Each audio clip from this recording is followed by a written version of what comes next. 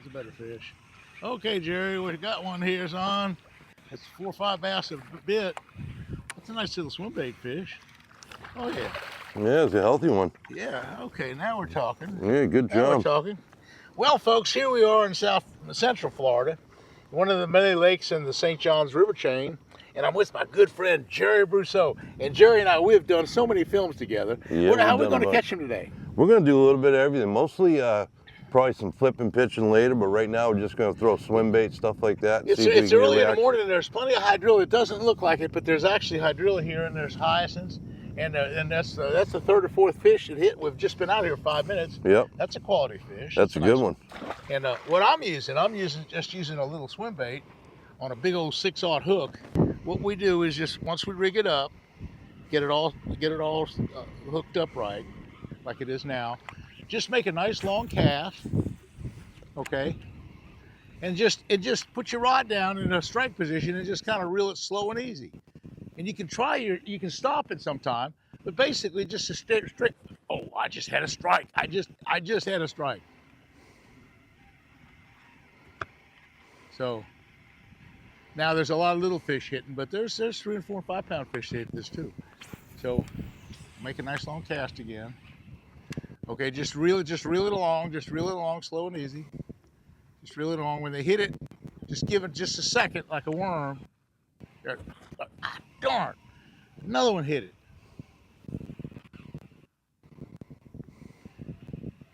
There must be a little one, Jerry. Maybe. I don't know, man. Try that again. Go right out there. Just reel it along. It's just kind of slow. I'm not reeling it real fast. And when they hit it again, there, I hit them that time. I just kind of get that. See, that was why I was missing.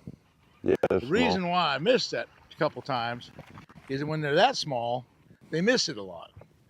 But here, one cast, you catch a 1 pound bass. Next cast, you catch a 3 or 4 pound bass. But, so, anyway, but swim bait fishing is an easy thing. And another thing that I noticed here is the fish are really keying in on this edge here, these edges. Doesn't seem like there's quite as many fish in open water, but you can catch them in open water.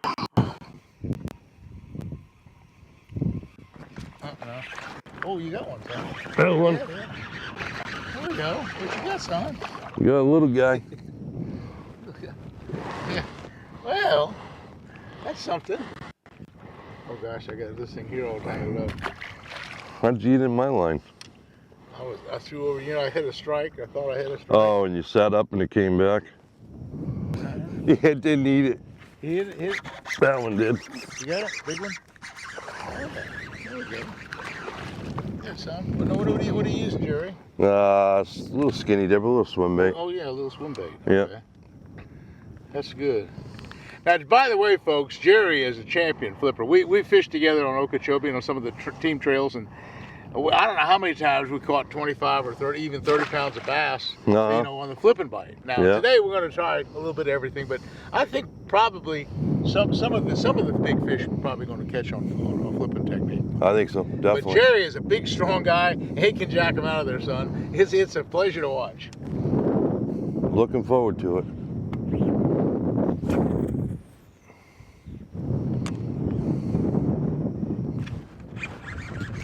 You got another one.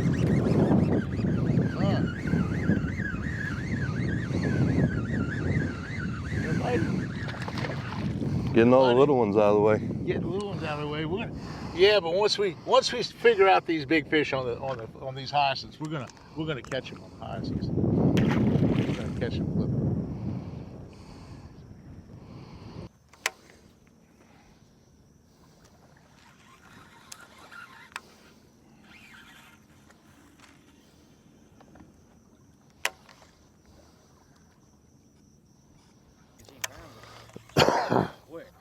Yeah, it dropped off real fast. There's one.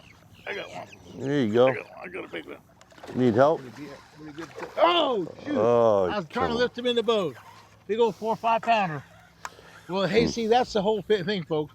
Now, we could have netted him. I got a net. But usually with this heavy tackle, this big 65-pound braid, we normally just lift them in the boat. That was a 4 or 5 pound bass. It really hit really well.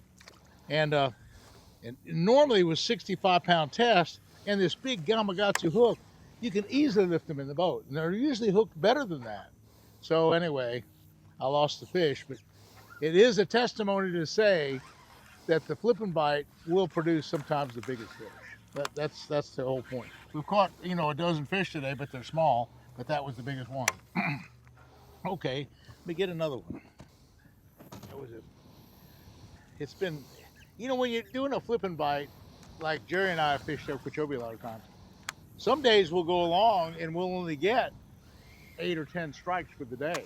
But when they're that size, the biggest five will weigh over 20 pounds. It'll be 20, 25 pounds of fish. That's what you'll end up with, because they're predominantly 4, 5, 6, and even bigger.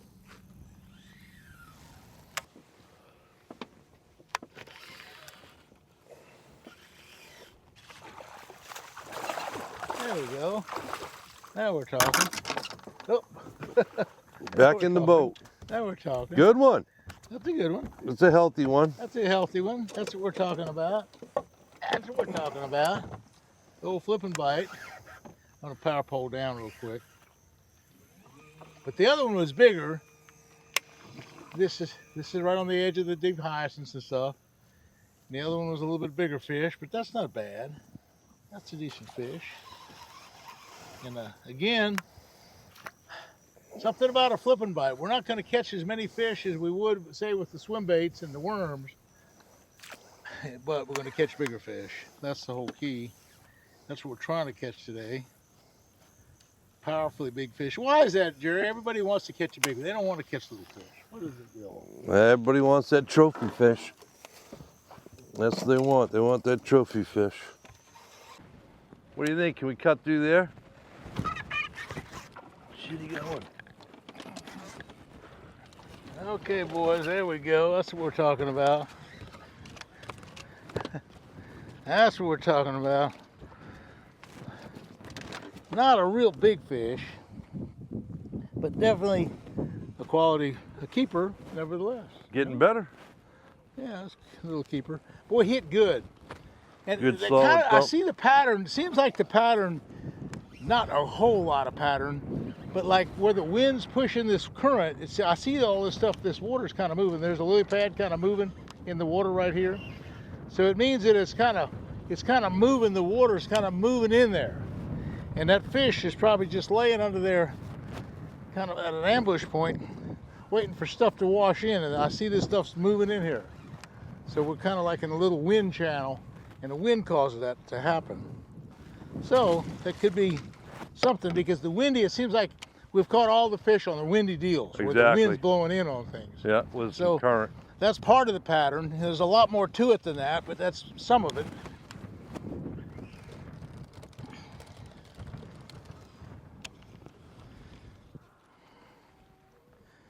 You know, Gerry, I'm pretty specific in what I want in a big flipping stick or punching stick. A couple things I kind of changed a little bit. Now, you notice that on the end of the rod, I have this cushion button, because I like to stick it in my stomach. You know, I don't have as much power as you do. You're stronger than I am.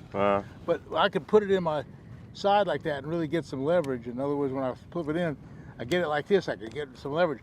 And also, I put a little bit of extension. I extended the handle just a couple inches. Right. But I like this Pro Series. It's the heaviest flipping stick they got. And what I did, I actually cut the tip down just a little bit. It was a little bit longer, so I made it just a little bit shorter and stiffer in the process. And I put a big heavy tungsten steel tip on there. So I changed it a little bit, but you don't have to change it. It's just that I know that you have another flipping stick. Yeah, I got a rod from Favorite Rods, and this is the Hex series. Yeah. This is the Mark Daniels Jr. series. A lot lighter than yours.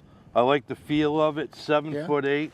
I think yours is longer than mine. Here, look. No, I guess mine's a little longer. I don't know. That's the same. Yeah. So. Anyway. You know, yours is a lot beefier. Mine's a lot more sensitive, and mine's a lot lighter.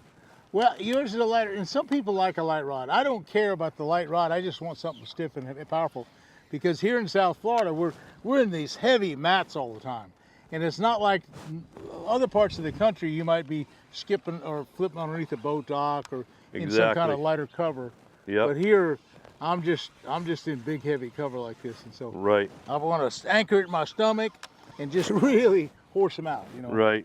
But anyway, we're a little bit different, but they're both big heavy rods. That's the thing. And they're both 65-pound test line. And that's the other thing. And we both have the great big Gamakatsu flipping. I have a Gamakatsu flipping hook. I think you got another kind of hook, and then I have that big 1.5 ounce flipping weight. So, right, mine's anyway, 1.25 ounces. Ounce and a quarter. That's about the same. same. Using bobber stops to hold the weight in place. Stops. I'm using two bobber stops. You're using one, but I don't think it makes any difference. Right. Just about the same. Well, anyway. You know, and going back to we're talking about the rods and stuff, the biggest mistake people make is, you'll get a guy that's like 5'2" or 5'6", and he tries to use an 8-foot rod, and the rod's way too big for him. Right. He'll be like this all day long, and halfway through the day, his tired shoulders are gonna be tired, his arms will be tired. So you got to judge the length of the rod and the actual rod based on the size of the individual. That's true. Right. So the sun's come out a little bit. That might help. It's been cloudy all day. No rain. No. Starting to clear up. Yeah, it's nice. What you got, son? Oh, you got one. What you got, son? You got one. Jerry's got a big one. Boat flip them, son. Boat flip them. That's what we're talking about. Now we're talking. Now, that is the deal for flipping. Now we're talking about a flipping bite. That's it. That's what we're talking about. That's what we're talking about, folks.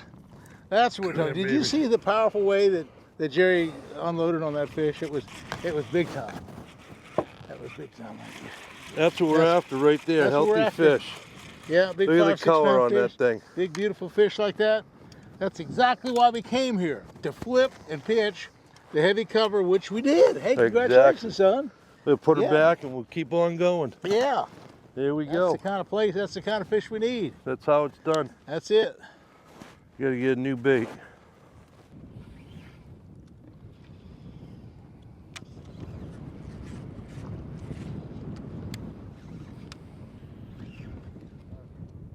I got him, son. I got him. I got him, There you son. go. There's a good one right there. I got him. Okay, son. Another good one. There you go. Well, not quite as big as yours, Jerry. No, but it's a good one. Hey, but a good one. We've caught a decent bunch of bass.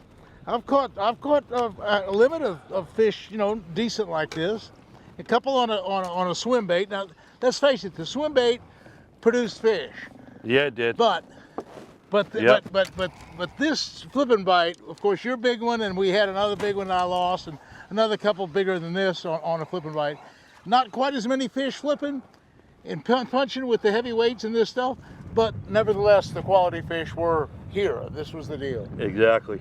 So when you come down to Florida, there's a lot of different patterns to work. Of course, you just want to catch a million fish, you could probably fish shiners as well. But for punching and flipping, if you want a big trophy, hey, try that. That's a decent fish. Hey, thanks, Jerry. Hey, thanks for we get together a lot and we do a lot of punching and flipping together. We've been doing this for a lot of years, haven't we? A lot of years. Yeah. And I hope we've explained a little bit about how we do it, because it's kind of an art. That's not the easiest thing in the world. No. A lot of people forget and just don't know how to fish and flip this kind of heavy cover. You got to have the right gear. That's it. Hey, folks, we'll see you again soon. Thanks for watching. See y'all.